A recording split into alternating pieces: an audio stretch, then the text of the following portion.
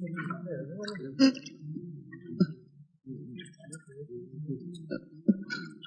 don't want to see your face anymore.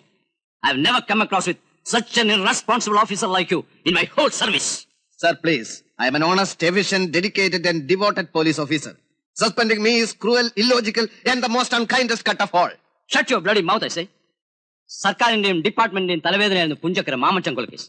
ആ കേസിൽ എല്ലാ തെളിവുകളും കൂടി പിടിച്ചൊരു പ്രതിയെ ഇല്ലാത്തൊരു കേസിന് തുമ്പുണ്ടാക്കാനെന്നും പറഞ്ഞ് താൻ രക്ഷപ്പെടുത്തി. ഇപ്പോൾ അയാൾ കൊല്ലപ്പെട്ടു. സർ, എനിക്കൊരു അവസരം കൂടി തരൂ. ഈ സസ്പെൻഷൻ പിൻവലിച്ചാൽ ബ്രൂണോയുടെ ഘാതകനെ ഞാൻ പിടിക്കും. അതിനുള്ള വല ഞാൻ വീശിക്കഴിഞ്ഞു. ആ വലയും വെള്ളവും കൊണ്ട് താൻ കടലിൽ പോയാൽ മതി മീൻ പിടിക്കാൻ. അന്ന് സാർ എന്നെ ഭ്രാന്തനാക്കി. ഇപ്പൊ എന്നെ മുക്കുവനാക്കുകയാണോ? എനിക്കിത് കിട്ടണം. ആത്മാർത്ഥതയ്ക്ക് ഇപ്പൊ ഈ നാട്ടിൽ ഇതാണ് പ്രതിഫലം. Okay sir. സാർ, ഒന്ന് ചോദിച്ചോട്ടെ, ഈ സസ്പെൻഷൻ മാറ്റിയിട്ട് പതിവ് പോലെ ഇതൊരു ട്രാൻസ്ഫർ ആക്കി തന്നൂടെ? Get out and get lost, I say.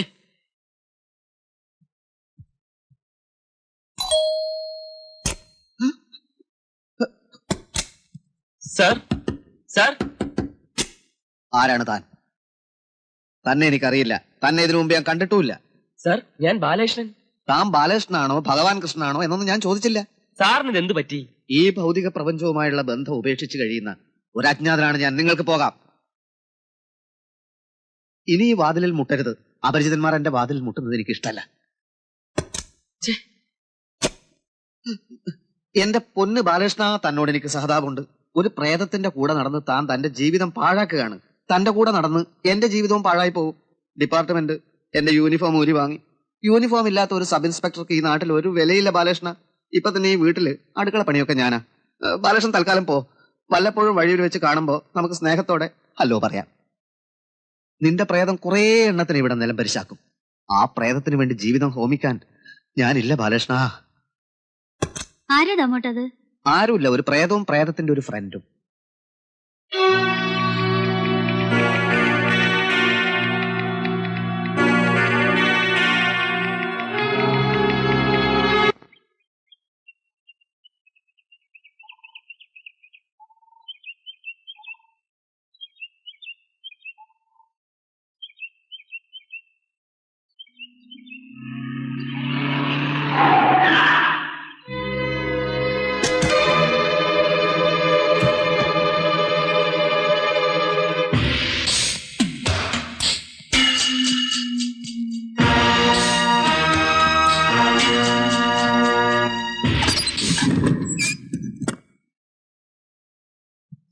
പേടിക്കണ്ട, ഇത് കൊള്ളസങ്കേതമൊന്നുമല്ല. ഒരു ചെട്ടിയാരുടെ കയ്യിൽ നിന്ന് ഞാൻ വാങ്ങിയതായി പഴയ കെട്ടിടം. ഇത് ഇടിച്ചു നിരത്തി ഒരു ഷോപ്പിംഗ് കോംപ്ലക്സ് പണിയാൻ പോവാ. എല്ലാം അപ്പച്ചന്റെ പണം. അല്ലാതെ തെരുവുതിന്റെ അലക്ഷൻ എവിടുന്നാ പണം അല്ലേ? ഇവിടെ വെച്ചാവുമ്പോ ആരും അറിയില്ല. വീട്ടിൽ വന്ന് ഈ വക കാര്യങ്ങൾ പറയുമ്പോ അമ്മച്ചിക്ക് ദേഷ്യം വരും. ചിലപ്പോ ബഹളം ഉണ്ടാകും. അല്ലെങ്കിൽ അമ്മച്ചിക്ക് പോലീസിനെ വിളിക്കണമെന്ന് തോന്നും. അതൊക്കെ മെനക്കേടല്ലേ. ഇവിടെ വെച്ചാവുമ്പോ എനിക്ക് സൗകര്യം. ഷോ പരിഭ്രമിക്കണ്ട, ഉടനെ പാം. വീട്ടിൽ മോള് തനിച്ചല്ലേ ഉള്ളൂ. ഇത് കണ്ടോ, മുദ്രപത്രം. ഇതിൽ അമ്മച്ചിയും ശോഭയെ ഓരോ ഒപ്പിടണം. അത്രേ ഉള്ളൂ. ഒന്നുമില്ല. നമ്മുടെ ചന്ദനവേലി ഇൻഡസ്ട്രീസും പുതിയതായി തുടങ്ങാൻ പോകുന്ന എക്സ്പോർട്ടിംഗ് കമ്പനിയും എന്റെ പേരിലാക്കിയതിനുള്ള രേഖയാണ്. പിന്നെ തൂത്തുക്കുടിയിലെ ചെമ്മീൻ കമ്പനി. ഇത്ര പെട്ടെന്ന് ഇതിന്റെ ഒന്നും ആവശ്യം വരില്ലായിരുന്നു. എന്ത് ചെയ്യാം, അമ്മച്ചി എന്നെ പിടിച്ച് പുറത്താക്കിയ സ്ഥിതിക്ക് എനിക്ക് എന്റേതായിട്ടുള്ള വഴി നോക്കാതിരിക്കാൻ പറ്റുമോ? ഇത്രയും നാളും കഷ്ടപ്പെട്ട് ഈ കളിയൊക്കെ കളിച്ചിട്ട് ഒരു സുപ്രഭാതത്തിൽ പൊടിയും തട്ടി അങ്ങനെ ഇറങ്ങിപ്പാൻ നോക്കൂ.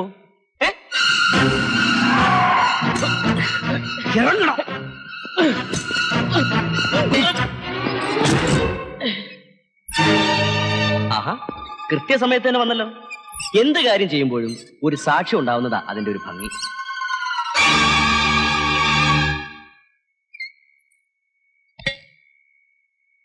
ചന്ദനവേലി തറവാടിന്റെ പുതിയ രക്ഷകനല്ലേ?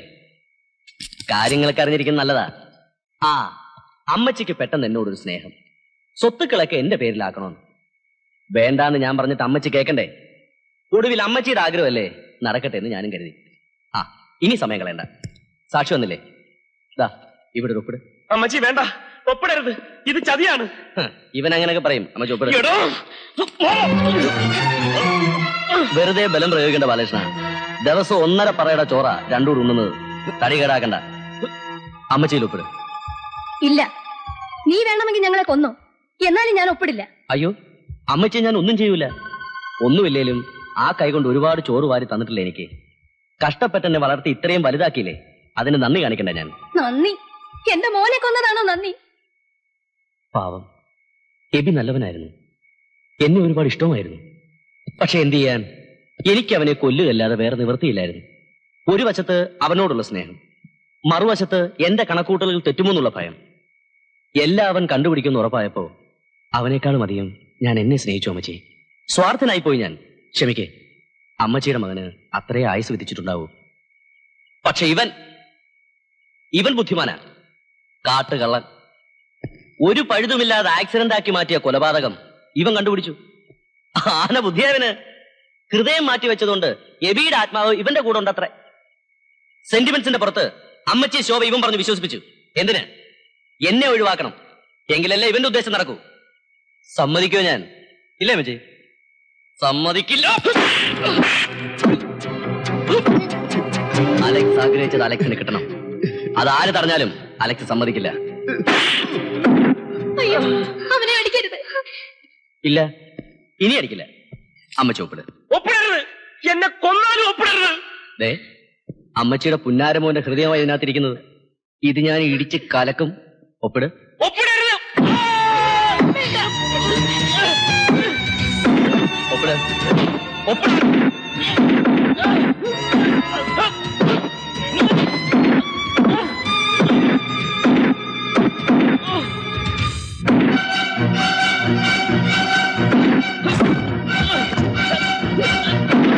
അയ്യോ വേണ്ട, ഇനി അവനെ അടിക്കരുതെന്ന് പറ.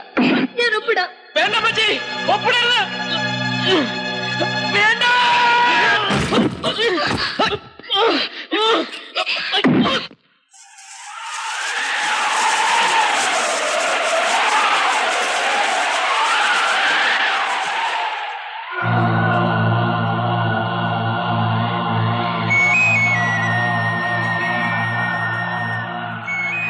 എബി മാത്യൂസ് അല്ലേ?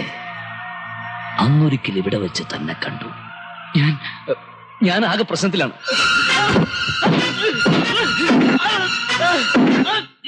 നിന്നെ സഹായിക്കാൻ മനസ്ഥിതിയുള്ള ഏതെങ്കിലും ഒരാളിന്റെ ദേഹത്തിലേക്ക് നീ നിന്നെ തന്നെ സ്വയം ആവാഹിക്കണം. അയാൾ പിന്നെ നിന്റെ ഇഷ്ടത്തിനൊത്ത് പ്രവർത്തിച്ചുകൊള്ളും. നിനക്കതിന് കഴിയും. എല്ലാ ഏകാഗ്രതയോടെയും നീ നിന്റെ ശക്തി മുഴുവൻ ആർജിക്കണം. നിനക്കതിന് കഴിയും.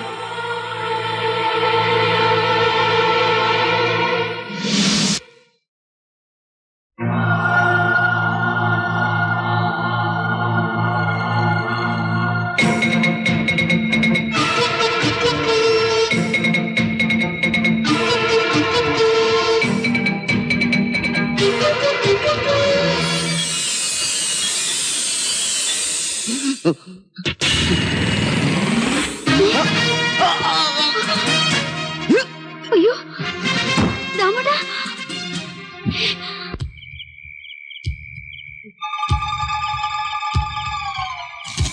ഇതങ്ങ് ആദ്യമേ ചെയ്തിരുന്നെങ്കിൽ ഇയാൾക്ക് ഇത്ര അടി കൊള്ളണമായിരുന്നു.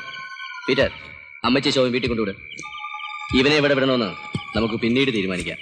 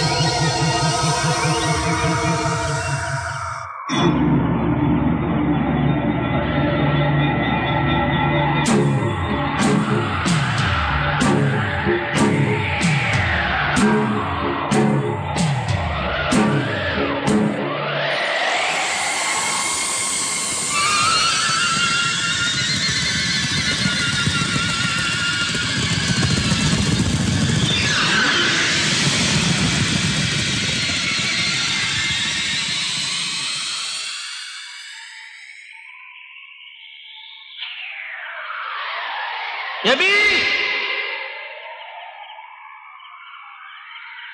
എബി ബാലേഷ അവൻ പോയി. ഇനി ആർക്കൊന്നും പേടിക്കാനില്ല. എബി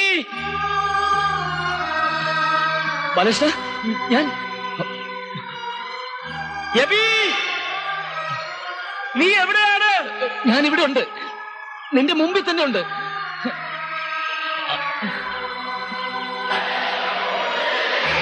എബി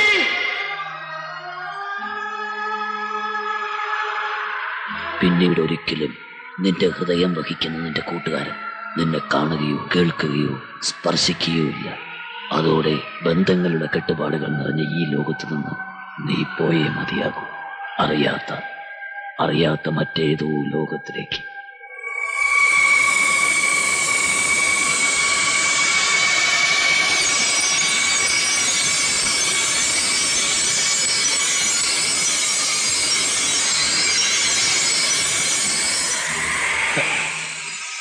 ഇനി ഒരിക്കലും നമ്മൾ തമ്മിൽ കാണില്ല ബാലകൃഷ്ണ.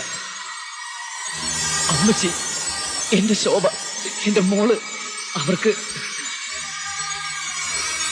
ഞാൻ പോവാ ബാലകൃഷ്ണ.